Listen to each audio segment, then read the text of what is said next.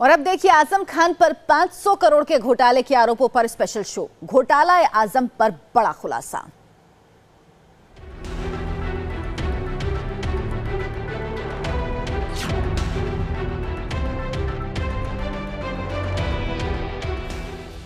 खुद को मुस्लिम का सबसे बड़ा रहनुमा बताने वालों की खुली पोल। रोजगार से बढ़कर इज्जत आबरू है। अगर इसकी बुनियाद पर मुसलमानों के साथ कोई नाइंसाफी होने की प्लानिंग है तो मेरे ख्याल से हमें उसके लिए पहले से मोहतात हो जाना चाहिए। मुस्लिमों की जमीन पर किया जबरदस्ती कब्जा।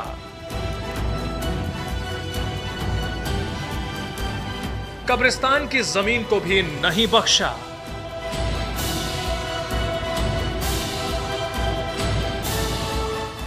मंत्री रहते आजम खान ने रामपुर में दिखाई दादागिरी।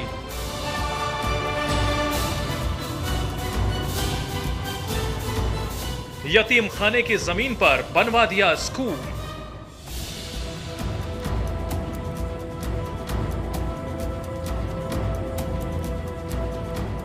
विरोध करने पर पुलिस से पिटवाया।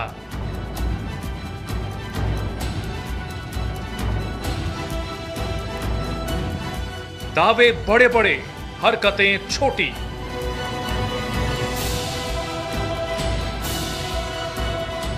$500 करोड़ के फेर में फंसे आजम खान।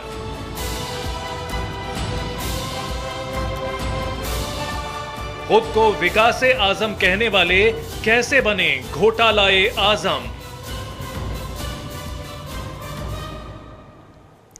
लखनऊ से इंडिया टीवी संवाददाता अभिषेक उपाध्याय और धर्मगुरु मौलाना सैयद कल्बे जव्वाद इस वक्त हमारे साथ जुड़े हैं। हम उनसे बात करेंगे और जानेंगे पूरा मामला क्यों है, क्योंकि कल्बे जव्वाद ने भी इस मामले में शिकायत की है।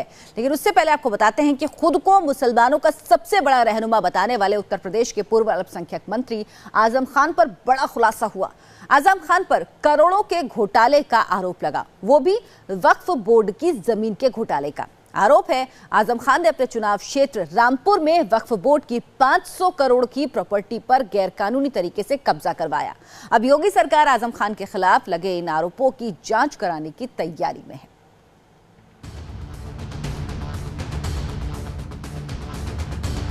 मुश्किल में आए यूपी के पूर्व मंत्री आजम खान। वक्फ बोर्ड की जमीन पर कब्जे का आरोप। मंत्री रहते हुए 500 करोड़ की धांधली का इल्जाम। आजम खान के खिलाफ जांच कराएगी योगी सरकार। यूपी के पूर्व अल्पसंख्यक मंत्री आजम खान पर 500 करोड़ की प्रॉपर्टी पर गैर कानूनी तरीके से कब्जा करवाने का आरोप लगा है। आरोप है कि आजम खान ने वक्फ बोर्ड की जमीन को औने पौने दामों में बिकवाया, कब्रिस्तान की जमीन तक नहीं छोड़ी। अब योगी सरकार आजम खान के खिलाफ इन आरोपों की जांच कराने की तैयारी में है। अभी तक ये मंत्रालय आजम खान के पास था।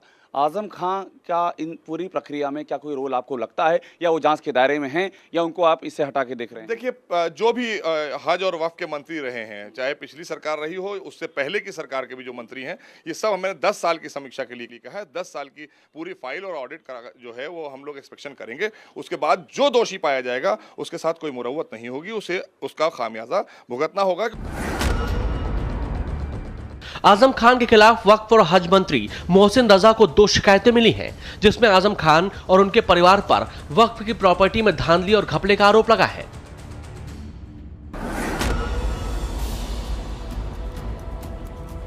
जो शिकायतें रामपुर में एक स्थानीय कांग्रेसी नेता फैजल लाला ने की है। शिकायत में कहा गया है आजम खान ने तहसील सदर यूसुफ गार्डन में वक्फ बोर्ड की 3.5 एकड़ की प्रॉपर्टी को गैर कानूनी तरीके से अपने सहयोगी शाहजेब खान और उनकी पत्नी के नाम करवा दिया। उन्होंने इस प्रॉपर्टी को अपने बेटे को सीक्रेट पार्टनर बनाकर दोबारा बेचा और करोड़ों का मुनाफा कमाया। ये प्रॉपर्टी वक्फ संख्या 26A के तहत आती है।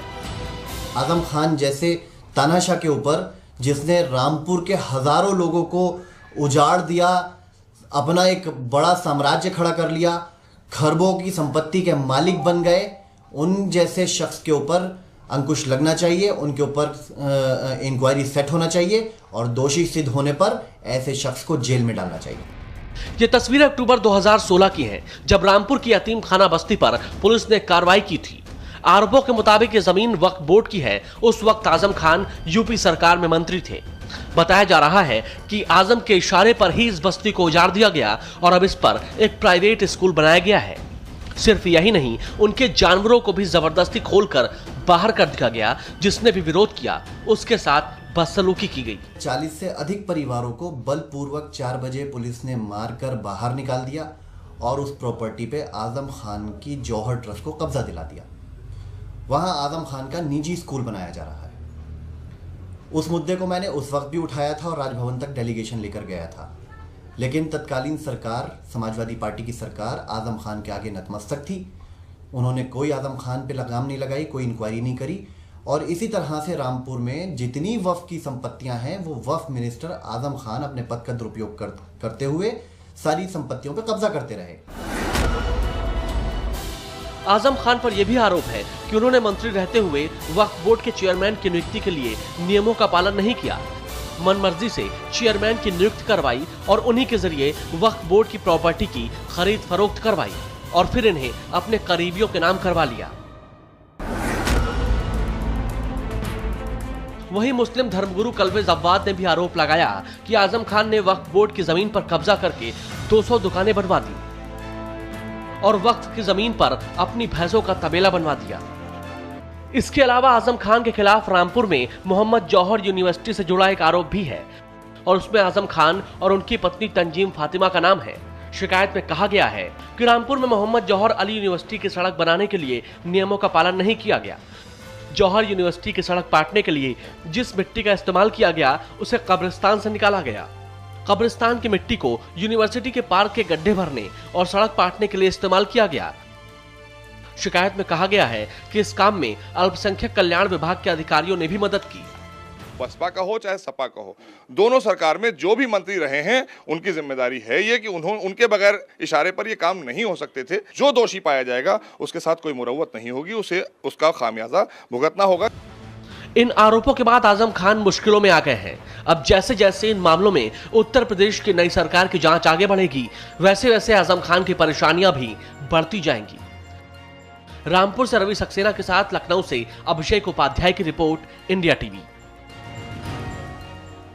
और लखनऊ से इंडिया टीवी संवाददाता अभिषेक उपाध्याय हमारे साथ हैं और साथ ही धर्मगुरु मौलाना सैयद कल्बे जव्वाद भी हमारे साथ हैं। पहले हम कल्बे जव्वाद साहब के पास चलते हैं। कल्बे जव्वाद साहब, पहले भी आप इस तरह के आरोप लगाते रहे हैं, लेकिन जिनकी सरकार थी आप आरोप भी उन्हीं पर लगा रहे थे, तो कोई कार्रवाई नहीं हुई। अब आपको क्या उम्मीद है कि सरकार बदलने के साथ अब कार्रवाई होगी? नहीं, हमें पूरी उम्मीद है कि यहाँ, क्योंकि करप्शन के खिलाफ आवाज़ उठा रहे हैं योगी जी, और ज़्यादा पिछली सरकार में जो करप्शन हुए हैं उस पर ज़रूर ये जांच करेंगे और हमारी डिमांड है सीबीआई जांच की। 3 साल से हम डिमांड रख रहे हैं और उस पर हमने जुम्मतुल विदा में रमज़ान के दिनों में एक पीसफुल जुलूस निकाला था, तो उस पर आजम खान साहब ने, अखिलेश यादव ने लाठीचार्ज करवाया, जिसमें हमारे मौलवियों को मारा गया और उसमें एक रोज़ेदार जो है वो शहीद भी हो गया, सिर्फ इसलिए कि हम सीबीआई जाँच की डिमांड कर रहे थे ताकि बेईमानियाँ खुलकर सामने आए, करप्शन सामने आए, खासतौर से आजम खान साहब का करप्शन और जो वक्फ बोर्ड में जो करप्शन हो रहे हैं, उसके बदले में हमको लाठियाँ मारी गई और उसके बाद में हमारे एक जो प्रदर्शनकारी थे कलार मेहदी, उनको शहीद कर दिया गया। तो बजाय हमारी डिमांड मानने के उन्होंने उल्टी हमारे एक आदमी को शहीद कर दिया। तो बहुत ज़्यादा बेईमानियाँ हुई इनके ज़माने में, आजम खान साहब के ज़माने में करोड़ों रुपए के घपले हुए, अरबों रुपए के घपले हुए हैं। लिहाजा इस पर जांच बैठना बहुत ज़रूरी है और इनका अगर ये दोषी पाए जाते हैं तो इनको फ़ौरन इनको जेल भेजना बहुत ज़रूरी है, वरना ये अरबों रुपए का माल जो है वो हड़प कर चुके हैं अब तक। जी, तो आपका कहना है कि सरकार बदलने के साथ ही आपको उम्मीद है, क्योंकि भ्रष्टाचार के खिलाफ लड़ने की बात लगातार योगी सरकार कर रही है। हमारे साथ अभिषेक भी जुड़े हैं, हम उनके पास भी चलेंगे। तो कई ऐसे मामले सामने आ रहे हैं जिसमें आजम खान पर आरोप लगाया गया है कि उन्होंने घोटाले किए हैं। लखनऊ से हमारे संवाददाता अभिषेक उपाध्याय भी हमारे साथ जुड़े हुए हैं। अभिषेक, आपसे जानना चाहेंगे कि कल्बे जव्वाद साहब ने जो आरोप लगाया है वक्फ बोर्ड पर की जमीन पर कब्जे का, इसके अलावा और कौन कौन से आरोप हैं और सरकार की तरफ से क्या कहा गया इनकी जांचों को लेकर? देखिए, सबसे पहले मैं आपको बता दूं अर्चना कि सरकार की ओर से ये साफ किया गया कि 500 करोड़ रुपए के ये पूरे घोटाले का मामला है। 500 करोड़ जो उन्होंने अभी तक एस्टिमेट किया, अभी तक की जो शिकायतें सामने आई उसके आधार पर, और मोहसिन रजा जो इस समय वक्फ मंत्री हैं योगी सरकार में, उन्होंने साफ कहा है कि बगैर जो इसके पहले वक्फ मंत्री था, बगैर उसकी मिली भगत की ये घोटाला हो ही नहीं सकता है, क्योंकि शिया और सुन्नी दोनों ही वक्फ बोर्डों में चेयरमैन अपॉइंट करवाने का तरीका और उसके बाद उसके जरिए प्रॉपर्टी को बिकवाने का तरीका, ये पूरा इस साजिश की ओर इशारा करता है। मेरे हाथ में देखिए कागज है, ये 28 मार्च का है, ये चिट्ठी लिखी गई है योगी सरकार को। इसमें जो शिकायतें हैं वो आजम खान, उनकी बेगम तंजीम फातिमा जो कि राज्यसभा की सदस्य हैं, और उनके बेटे अब्दुल्ला आजम, इन तीनों के आरोप हैं। आरोप ये है कि इन लोगों ने बाकायदा इसमें देखिए जिक्र किया हुआ है वक्फ की प्रॉपर्टीज, वक्फ नंबर 157 यतीम खाना रामपुर और दूसरा वक्फ नंबर 72 टांडा बदली रामपुर, इनकी प्रॉपर्टी को जो आजम खान के बेटे अब्दुल्ला आजम है उनके पार्टनर गुड्डू खान के नाम पर लीज पर दे दिया गया। ये आजम खान के प्रभाव का इस्तेमाल करते हुआ है। उनकी वाइफ के नाम दर्ज है। कब्रिस्तान से मुर्दे खुदवा करके उसकी जमीन से रामपुर की अली जौहर यूनिवर्सिटी की सड़कें पटवाई गई हैं। बिल्कुल इसी तरह के तमाम आरोप लगे हैं और कह सकते हैं 500 करोड़ के बड़े घोटाले के आरोप में फंसते हुए दिख रहे हैं आजम खान। हमारे साथ कल्बे जवाद साहब भी हैं, उनसे हम बात करेंगे ब्रेक के बाद।